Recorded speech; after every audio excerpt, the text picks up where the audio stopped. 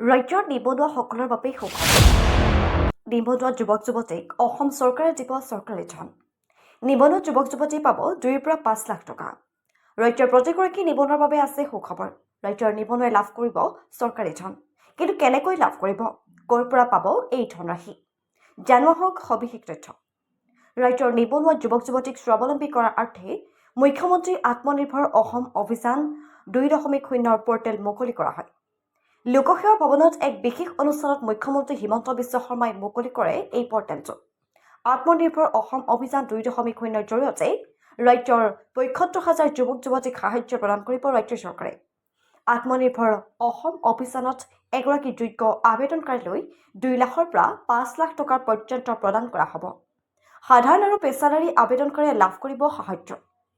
প্ৰায় ৭৫,০০০ যুৱক যুৱতীলৈ আত্মনিৰ্ভৰ অসমৰ জৰিয়তে সাহায্য প্ৰদান কৰা হ'ব। একোজন আবেদনকাৰীক প্ৰদান কৰা 2 লাখৰ টকাৰ 1 লাখ টকা ৰাজসাহায্য দিব চৰকাৰে। আনহাতে বাকী 1 লাখ টকা 5 বছৰৰ ভিতৰত চৰকাৰে উভতাই দিব লাগিব।